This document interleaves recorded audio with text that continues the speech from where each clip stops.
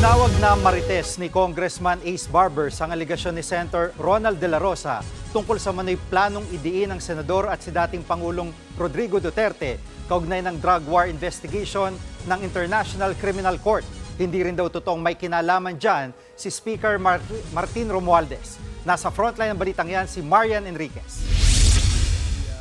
Sa August 15, mag-uumpisa ang unang pagdinig ng Quad Committee sa Kamara na mag-iimbestiga sa koneksyon ng iligal na droga, pogo at pagbibigay ng reward money sa mga pulis noong kasagsagan ng drug war.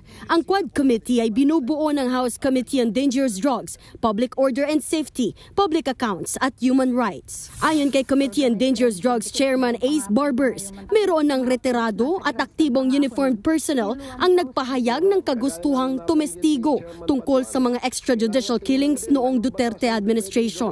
Welcome na welcome po yan at yan po ay tatanggapin natin. Ngunit wala po sanang kapalit na hihingiin dahil hindi po natin ito tolerate yung may mga kapalit. No? Ito po ay gawin natin para sa bayan, hindi po ito para sa kung kanino man. Ayon kay Barbers, maaaring sa mismong pagdinig o pwede ring sa executive session magbigay ng testimonya.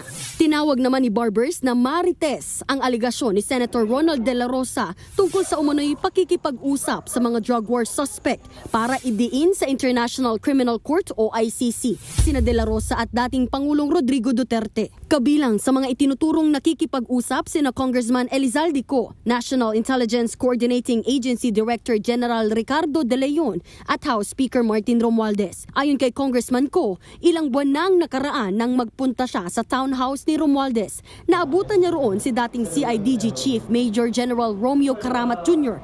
na isa sa mga drug suspect ng ICC. Narinig daw ni Co na sinabi ni Karamat na handa siyang isiwalat ang lahat ng kanyang nalalaman tungkol sa extrajudicial killings sa kondisyong itatalaga siyang PNP chief. Pero tinanggihan daw yan ni Romualdez. Nanindigan daw ang House Speaker na nakabase sa tiwala at kumpiyansa ng Pangulo ang mga itinatalagang tao sa pamahalaan at hindi rin daw mag-e-endorso si Romualdez ng may kapalit. Dagdag pa ni Co, walang kahit anong nabanggit noon tungkol sa pagtestigo laban kanino man sa ICC. Sabi pa ni Co, hindi pa niya kailanman nakita sina dating PNP Chief Oscar Albayalde, NAPOLCOM Commissioner Edelberto Leonardo at dating PNP Chief Intelligence Officer Eliazar Mata na pawang mga suspect din sa drug war.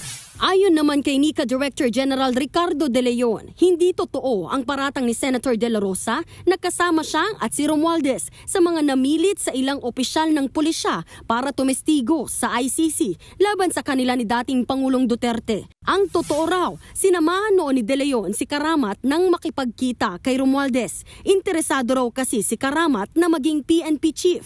Gaya ni Congressman Co, narinig din daw ni De Leon ang alok ni Karamat kay Romualdez na isisiwalat ang mga tungkol sa EJK at drug war, pati ang listahan ng mga pangalang target patayin, lingguhang kota at ang proseso ng bayaran kung ibibigay kay Karamat ang inaasam nitong posisyon. Pero nilinaw umano ni Romualdez na nasa kapangyarihan at pagtitiwala ng Pangulo kung sino ang itatalaga at wala raw impluwensya sa ganitong desisyon ang House Speaker. Tinanggihan daw ni Romualdez ang alok ni Karamat. Bukod dyan, itinanggi rin ni De Leon na kinausap niya sina Albayalde at Mata para tumestigo sa ICC. Sa kabila niyan, hindi kinumpirma ni Barbers kung tetestigo ba si Karamat sa pagdinig bagamat kabilang siya sa balak imbitahin. Nagbabalita mula sa Frontline, Marian Enriquez, News 5. Mga kapatid, Jiggy Manikad po, iba na ang may alam at may pakialam sa panahon ngayon.